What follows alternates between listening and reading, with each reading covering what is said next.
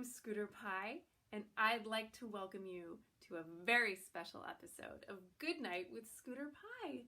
I had the pleasure of speaking with someone recently who I'm going to tell you a little bit about before I show you the interview. She is known as the Minister with the 34.5-inch inseam. That's right, I got to speak with burlesque performer, producer, teacher, and healer, and also now author, Reverend Legs Malone. She has a book out today. Today happens to be May 26th, 2020, so you can go and get her brand new memoir called Stripped Down, How Burlesque Led Me Home. So go get that today. And we're going to show a little ad for that also. So we got to talk about her performing career and her healing career and how she's combined the two in so many exciting and special ways, and how all of these skills she has can help you. So I won't go into the details because we go way into them. Please enjoy my beautiful talk with Reverend Legs Malone. In light of thousands of years worth of conditioning, sensual female energy can feel taboo. What if you were to let your foxy light shine without hindrance or fear?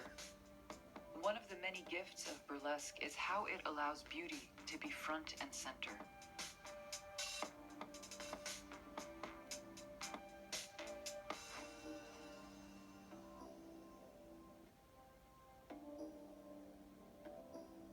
There is inherent freedom and generosity in claiming one's beauty for all to see and behold. How can we allow ourselves to be seen like this if we don't take the initiative and show up for our bodies and our beauty?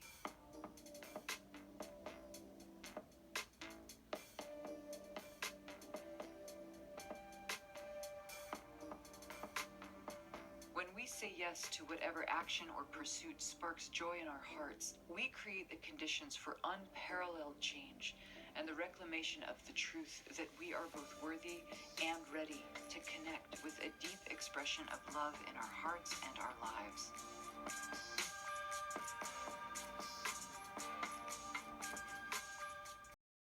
While now, I've gotten so far to interview a few burlesque performers and a few healers, but this is a fantastic combination. You are both a healer and a burlesque performer, producer, and teacher, and now what you get to add to all of those titles is your soon-to-be published author. There's a book coming out on May 26th called Stripped Down, How Burlesque Led Me Home. Congratulations on that. Thank you so much, Scooter. Yeah, so obviously, you have a lot of stories and a lot of very fascinating and moving experiences. So it would make sense, obviously, for you to eventually write a memoir. But was there like a specific thing that happened, or like an inspiration that brought you like at this point to think now is the time for me to write my memoir? I started the process back in 2018, and I had sort of been getting signs and little messages about like, hey, you should write a book. Hey, you should write a book. Hey, you should write a book.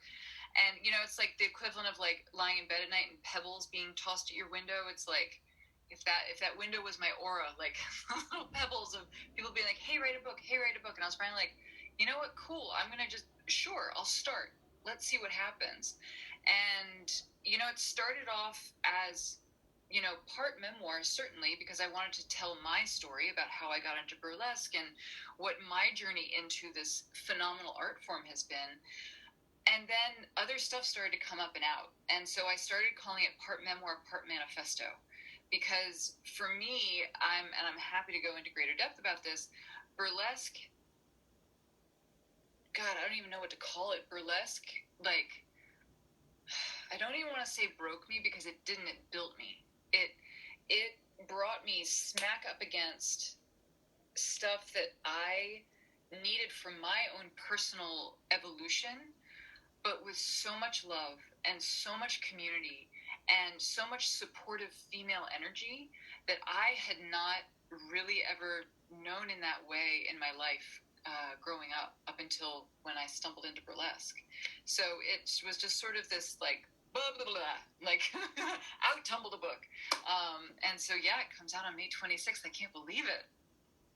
Hooray. And that book can be found, of course, on bookshop.org or any of your finer independent bookseller websites, or Amazon if you must. But just get your hands on this book because it's going to be fantastic. Thank you. So you said that you got kind of like a message coming to you to write the book now. Now, I've heard you say before that you were kind of called into doing burlesque in a similar way. Is that true? Yes, it is. Yes, it is. Tell me a little more. With pleasure. I got into burlesque through divine providence, and I don't mince my words about that because it is the truth.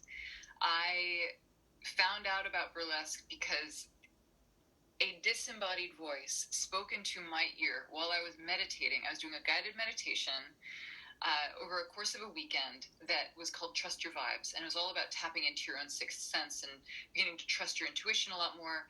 And on the very last day, the woman who was leading the workshop said, ask yourself, and there was a whole series of questions she was asking, but this particular one is when I received the message. She asked, please ask yourself, what would bring you the greatest joy as a career? And there was a voice outside of my right ear that said burlesque dancer. And, I talk about this in the book, but it literally was if, like, the lips were like inside of my ear and it like spoke into the core of my being, and it was like burlesque dancer, and I felt like lightning had hit me. I have never before and never since had that experience. I also did not know what burlesque was. Straight up. Go on. WTF. And I remember coming out of the meditation afterwards and sharing with the woman next to me. I was like, I was just told to become a burlesque dancer. And she was like, I don't even remember what happened after that, but I was like, what is this burlesque? What is that? But what does that mean? And I ran home to my mom's afterwards because I was the last of the workshop. And I hopped on the computer and I Googled burlesque dancer. And the first image I saw was the famous Jenny Lee picture of her twirling her tassels. And it's sort of like an undershot, like up with her boob with the tassel going straight up. I mean, it is a brilliant image. And my jaw hit the keyboard. And I was like, I'm sorry, divine intelligence, whatever you are, you want me to do what? Because my whole life, I realized in retrospect, I had always wanted to be an artist, but I did not believe in myself. I did not feel like I was worthy enough or enough, period, to go after any sort of art. I also held myself to impossibly high standards. So I was like, of course I'm not going to be like Mary Cassatt out of the bat. Like, no, of course not. But with burlesque, it was just like thunk, thunk. And I was like, oh, okay, I guess I have to do this. And I was living in London at the time, and burlesque is what kept me afloat, literally, spiritually, emotionally, everything. And I ended up having to move back home. I think I met you soon thereafter. And my first performance in New York was January 13th, 2007.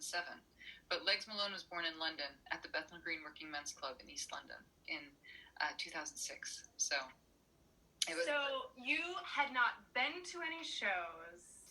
I didn't know you had not ever performed before, but you always kind of had a secret dream of wanting to do some kind of performing art. Well, actually, I'd been in all of my school plays. Mm-hmm. Like, my father tells the story about when I was either 8. I think I was 8 years old. And it was around my birthday. And he came up to me and he said, what do you want to be when you grow up? And I said, I want to be a soloist. And he was like, in what? And I was like, I just want to be a soloist.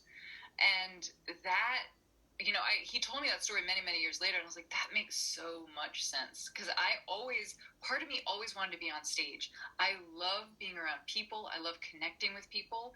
I love just that, like, rich, like, energetic exchange, like that beautiful, like, soup that just emerges, like, during a show or at any point where I'm just offering myself or performing something or filling a role. And it lights me up. I mean, I love it. But to dance while stripping, I mean, no way. Dancing, sure. Acting, I was way more comfortable acting, doing that sort of thing. But to be like, wait, what?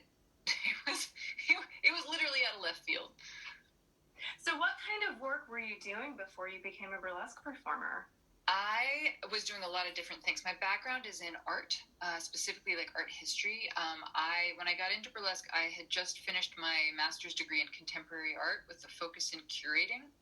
And I wanted to work in museums. I wanted to put shows together, which is hilarious because like I totally started putting shows together, just happened to be of performative art as opposed to art on the walls. But art was the only thing that ever made sense to me in school. I was really smart growing up, but I could have given two shits about homework. Like I hated it. But the only class I ever got a perfect score in was art history. And I got like a perfect score on the AP and everything. And I was just like, okay, well, this is clearly what I want to do. So I was working behind the scenes to support artists, helping. And I was working in a curatorial agency. I was working at an art fair, like working with gallerists, all of this stuff. And then burlesque hit. And, at the time I had to move back to New York City, where I'm originally from. And I got a job in an art gallery, which was horrible. And I ended up getting fired from there, thank God. But like I had worked for an astrologer. I had worked for an environmental nonprofit. I had been a hostess at a restaurant. I had bussed tables. I mean, I just did everything I could because nothing ever made my heart sing. And none of it ever made sense to me. And it wasn't like I was really good at starting things, but I was horrible at following through on things, horrible at finishing things. Like, that sounds like a great job. Oh, yeah, that pay sounds great. And then I'd be like, oh, yeah, woo, this is fun. I was like, oh, wait, this sucks. And then it'd just be like, blah, blah, blah, blah. Like, it would all sort of fall out at the end. But, coming into burlesque was like, oh, this is my work. So you got this calling, and then you started performing right away. Where you said you did your first shows in London, but did you like take any classes, or did you just like get right out there and start getting booked? These are such good questions, Scooter. My first ever class I took was with Joe Boobs at the New York School of Burlesque. It was in the spring of 2006. It was right after. So to just give you a brief context, I at the time was living in London. I was trying to get my work visa to stay there. But my student visa had expired, so I needed to come home for a stretch of time. I had a job at the time, so I was allowed to work from home, but I couldn't work in the UK. And this was when I came home. I was like, something's not right. I went to the workshop, received the message, immediately hopped online. I was like, okay, what is this thing called burlesque? How do I do it? And I found the New York School of Burlesque. And I was heading down to Brooklyn. I lived at a friend's place for a month before going back to London. And the first class I ever took was with Joe, and it was fan dancing class. And I will never forget standing in front of the mirror holding at 440 Studios, holding these like chintzy like $5 Chinatown fans and like holding it in a certain position and looking at myself in the mirror. And I suddenly made sense to me. It's strange to put into words, but I grew up hating my body. I had an eating disorder for a very long time. I was constantly trying to be somebody that I wasn't. And in that one little moment of holding those fans, and like Joe had guided us to like hold our bodies a certain way, and I looked at myself and I was like, oh my God, who's that? I was like, oh, that's me. And that was in April, and we went back to London. And in September of that year of 2006, there's another Joe. It's same spelling, J-O, but her last name is King. She was running burlesque school in London, and I went there. I took a couple of classes with her. I absolutely loved her. She's magnificent. She's brilliant. And after one of the classes, there was an amateur show, and I had made friends with one of the gals that I had met through a class, and so we went to the class together, and we were sticking around for the show. And that morning, by the way, at the time, and you know me, Scooter, but your viewers may not know this, I love astrology, and I love all things kind of woo and healing and sort of sixth sensory. And I had obsessively been reading my horoscopes at that time. And that morning, I think it was a new moon solar eclipse in Virgo. And the what's it called? The astrology, my horoscope said, whatever seed you plant today will grow bigger than you could ever imagine. And I was like, cool, noted. I'm taking a class tonight. That's really cool. And fast forward to the amateur show, I guess like the majority of the cast had dropped out, and the producer was freaking out. And like most of the students had stuck around, and so she was running around to all the tables being like, can you perform? Can you perform? Can you perform? And she came up to our table, and me and my friend Tori were sitting there, and she's like, can you guys perform? And Tori, who's like hilarious, British, like very like prim, proper, like shy, she was like, no, absolutely not. And I was like, no, I can't perform, no. And I was like, oh my God, wait, I could perform it? What? And Tori looked at me and she was like, you want to get up there, don't you? And I was like, yeah, I actually do. And I was like, but I don't have a costume because I've been practicing an act. And she was like, well, what do you need? And I was like, I think I can make do with like stuff they have behind the bar, but I need a trench coat and I need pasties. And God love her, she reached into her bag, pulled out a trench coat and pasties. And I was like, motherfucker, I guess I got to get on stage tonight. And so Legs Malone was born that night on the Bethnal Green Working Men's Club stage. It was September 6, 2006. That is my burlesque birthday. And that was the beginning. And I never looked back.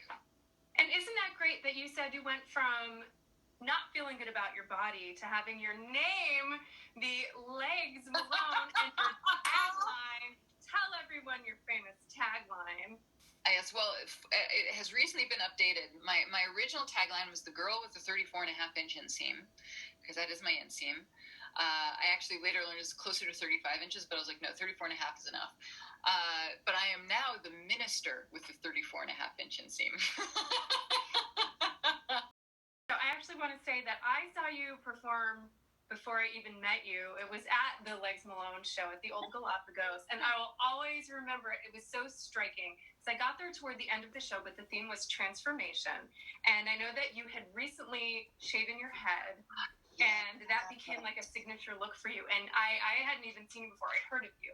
And you did this act at the very end of the show where you were like wearing a wig and you were like dressed very elegantly, and then you very dramatically removed the wig and you just like loved like your beautiful head. And that was the first time I ever laid eyes on you, and I've never forgotten it. So I just think that's such a good example of like what you were trying to achieve with that particular show. And when we talk about like the curation aspect, I think you really nailed it. Hey, thanks, Scooter. That's amazing. That act I created, that was the start of my healing my relationship to divinity. So like you actually saw an act. I had just come home from India where I had shaved my head literally into a banana leaf. I didn't shave my head. A 95-year-old man with a shaking hand like this and a straight razor shaved my head into a banana leaf and sent that banana leaf with all my hair down the river, you know, the sacred tributary of the Ganges. And like I came home and was like, oh wow, I'm gonna play with this now. And so what you saw, I mean, that I look forward to doing that act again. I've actually, now that I'm in quarantine, I'm like gagging on a level to like shave my head again. I want to shave it so badly. It would be so fabulous to see you that way again. It would be like, circa 2009, 2000's Legs. 2009. Yeah. So this is a great point to bring up. So you've been performing for a little while. And then you said you went to India. So what were you doing there? I went to India with a teacher of mine. So I have worked in the healing arts for many, many years. And I was introduced to a modality called rebirthing breathwork back in 2008. And basically got connected with a very powerful teacher, and she led a pilgrimage every year to the Divine Mother Festival in India in this one very holy ashram in the foothills of the Himalayas. And I was like, yes, I want to go do that. Yes. And that's when I shaved my head and changed my name. And I mean, it was a revolutionary, like full on beautiful moment. And there was so much in my life that was not working for me anymore. Like I was introduced to breathwork through a friend of mine because I had hit a wall. You know, I couldn't hold down a relationship. I couldn't make money. I just felt at the effect of lack, if that makes sense. And going to India, you know, it really started to unpack a lot. You know, my particular eating disorder, I starved myself, is very much, most eating disorders, all eating disorders are rooted in a lack of not feeling loved by the universe, not feeling loved by God, divine, however you want to call it. And that had very much been a part of my life, you know, certainly growing up. And when I was introduced to that, I was like, what? Huh? Like a naturopath told me that. And I was like, I thought you were just supposed to give me vitamins. It's like, no, there's more here. And that journey back to me, like to loving me, to loving this body that I've been given for this lifetime, and to love the mission that was in my heart that was apparently everything to do with burlesque. It was just like, who am I to say no to that? And so I just kept saying yes, kept saying yes, kept saying yes. And here we are, 14 years later. Wu Dao is a dance medicine form. I met the woman who created it in India on that first trip when I shaved my head. And she literally just downloaded these dances. She had been a professional ballet performer, hurt her back, turned to Chinese medicine to heal, and then just like, long story short, created these dances. And it's a moving meditation. And I'm somebody, I love meditating. I am not very good at it. I am not somebody who is, I'm great. I can zone out and stare at a wall for 3 hours, but like to focus myself and go in, that takes a little bit more time. It takes a little bit more effort. And I found when I move my body with the intention of literally like opening up any areas of stagnant energy in my body to access that deeper level of flow, I mean, that was the deep, after dancing Wu Dao was the deepest I ever went into any form of meditation. I had powerful spiritual experiences after doing, all the dances and moving all the energy around in my body, and then suddenly being like, oh my God, like, I am not this body. There is a consciousness present being, that is framed in this body, that is sort of like packed into this body, but it is also so much bigger than what these eyes can see, what this heart can feel, what these hands can feel and sense. So, but yeah, Wu Dao is, it's wonderful. I've actually been teaching online classes, which is both challenging and a lot of fun, because it turns out that this computer screen and that little camera is not so big. And like, you teach like full body movements and you're like, oh geez, okay, I got to put the computer at one end of the room, myself the other end, I got to yell. Whatever, it's cool. It's the motto of my high school was function in disaster, finish in style. So I am taking that to heart. So once you started studying and doing Wu Dao, did that change your approach to doing burlesque? I think it gave me more physical energy, to be honest. When I got into burlesque, I went head first into it, and I didn't have a lot of healthy patterns in my life at that time. I would just sort of drive myself into the ground and then like bounce back and then drive myself into the ground again and bounce back. But the truth of the matter, I was never really bouncing back. I was just kind of like showing up and then falling down again. And like doing Wu Dao, getting into breath work, becoming a Reiki master, like all of that stuff at all the different levels of my initiations and my teachings and, schooling, it showed me that I was worth taking care of. And it's one of the reasons why I was so in awe of performers who were sober. It was amazing to me because I couldn't understand, but then how do you stay awake? How do you stay interested? How do you do this? How do you do that? And, opening up that whole conversation, being like, oh, okay, interesting. But I also like realizing like I was numbing out and everything in all those different ways because there was so much in my life that was so uncomfortable that it was so much easier to just like throw it all away and like come to the show and like have a bunch of drinks, hang out with people, go home, set my alarm for 8 o'clock if I had to be art modeling at 9. It's like one of those things, and it was just like go, go, go, go, go until I couldn't go anymore. But it's like, for me, one of the big themes of my life is balance. And I feel like, bringing in more healing and especially teaching the classes, which means I have to be moving my body as opposed to being like, I'll be in bed. I'm going to go be reading a book, but to actually be feeding this wonderful vessel of mine, it really drove that home. Another way that you combine kind of like the two different parts that you are is you're an ordained minister. And you can marry people. So you've gotten to have some experience doing that? I have. I have to say, performing weddings is such a privilege. It is such a gift and a joy. The last wedding I performed was in late January down in New Jersey. And this couple, I guess like the person who was going to marry them kind of dropped out last minute because they literally asked me like a week before the ceremony. They're like, oh, hey, are you a real reverend? Can you marry us? And I was like, sure. Yeah, great. Yeah, I'll come down to New Jersey. Why not?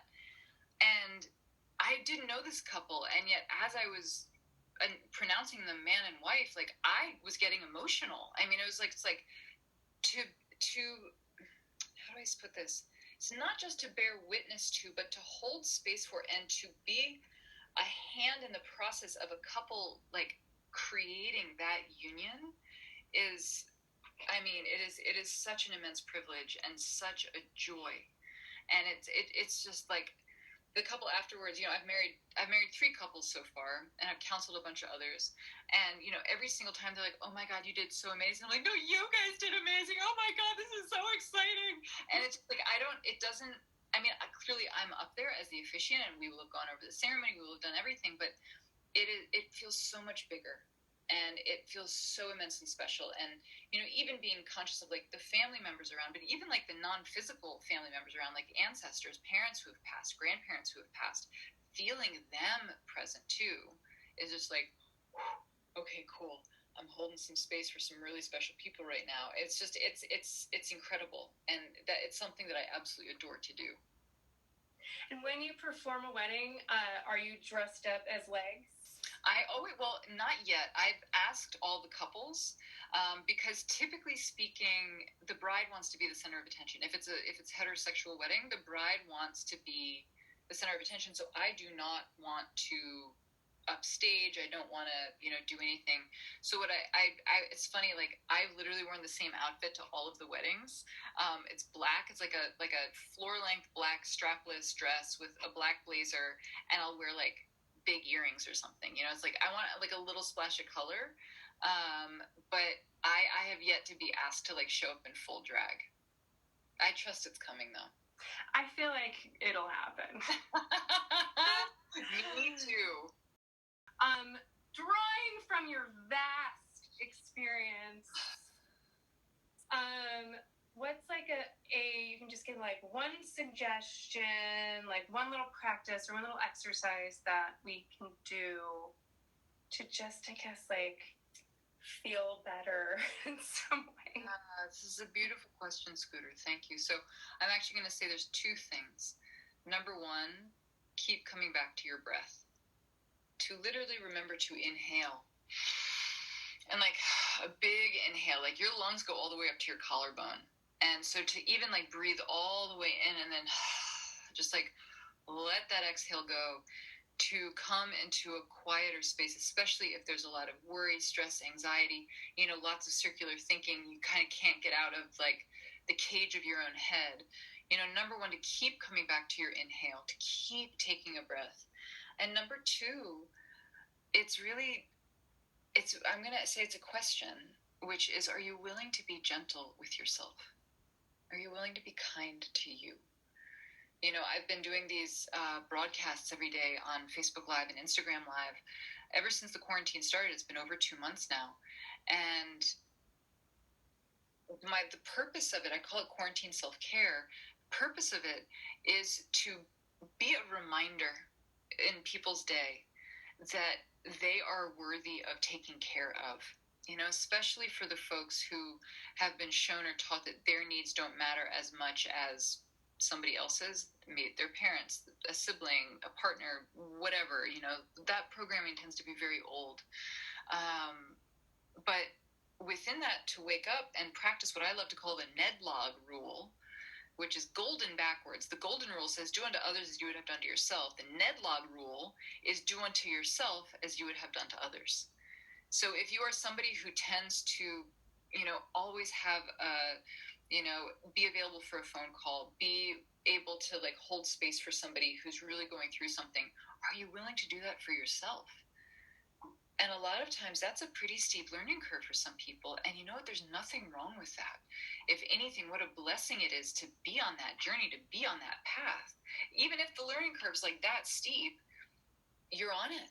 And taking one step at a time, learning to be gentle, learning to be sweet to oneself, learning to be loving in your treatment to you, is that this quarantine time, I feel it is a form of warrior training. And it doesn't mean like we're all going to like walk out and become warriors tomorrow. This is a different kind of warrior. This is about overcoming the demons and the monsters that are in here and say, actually, I choose differently. Actually, I choose to show up with love for myself and find out what happens next, and have faith that I will keep learning exactly what I need to be learning in my own perfect timing. Because human beings love certainty. The opposite of certainty is faith. And so this is such a powerful time, especially in the face of so much uncertainty, to consciously be practicing the faith that, hey, you know what? I can do this. I'm going to make it.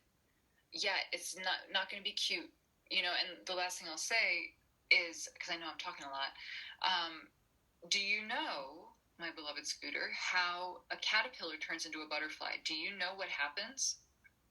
I don't know, but it's probably gross. Oh, it's horrible. It's horrific. The most revolting thing. So a caterpillar, goes up into a cocoon.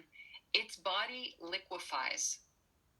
The caterpillar body liquefies, and then by the divine intelligence, the plan that is that perfect blueprint puts itself back together, and boom, a butterfly emerges. And so much we focus on butterflies flying free.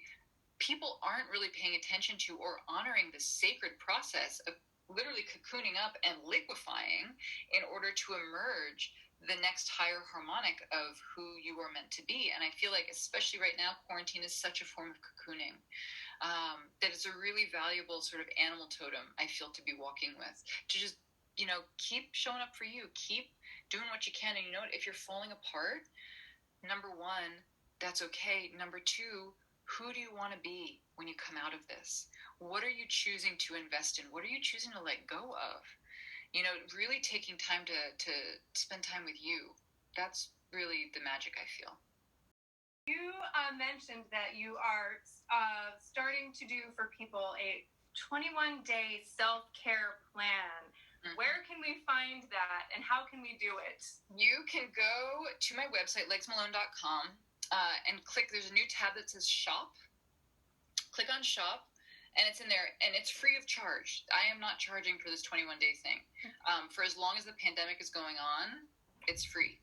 So you click on it, and there's a link in blue that says click here to start, and you click on that link, and it takes you to the 21-day setup, and then you start to receive emails, and that's it. And it lasts for 21 days, and at the very last, the day after the last day, you get to find out about other trainings that I'm teaching. But for the meantime, it's totally free. Again, just legsmalone.com/shop. Click on 21 days self-care, quarantine self-care, and there you'll have it. Fantastic. So everyone, go right over to legsmalone.com, and you can find everything about her, from videos of her past burlesque performances to information. Once again, when shows start happening again, where those will be, about workshops, about if you want to hire Reverend Legs Malone to perform your wedding. And also, you can sign up for this amazing free 21-day self-care program. And also, you mentioned you're doing daily broadcasts. Is that on Instagram? I am. I'm cross-broadcasting on Facebook and Instagram Live. And so I go live at the same time on both. And I tend to read passages from either my book or books that bring me comfort and solace.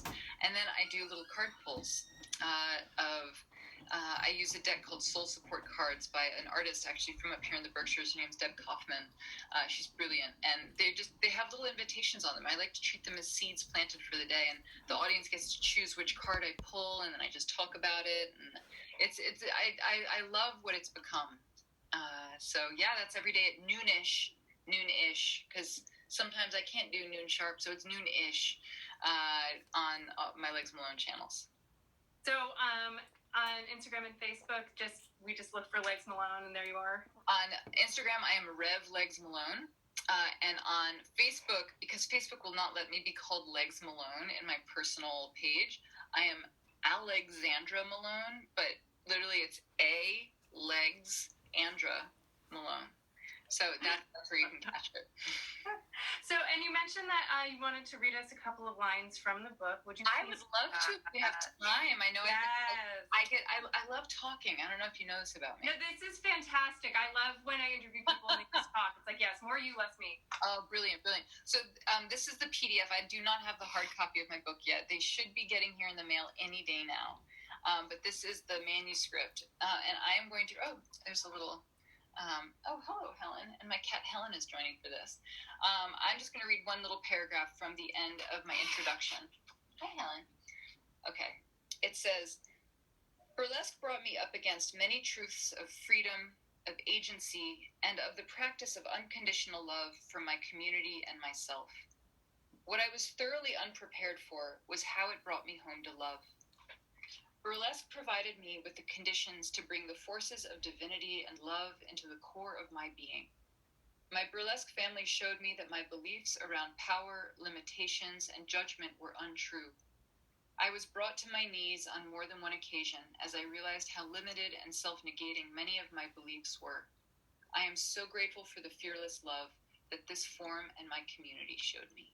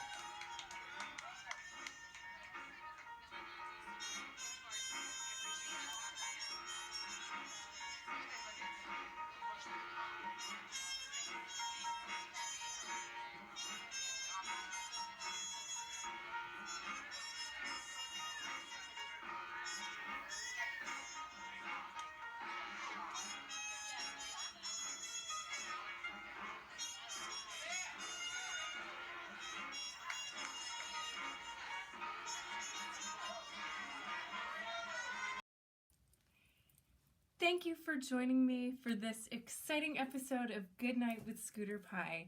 I hope you have a good night and see you next time.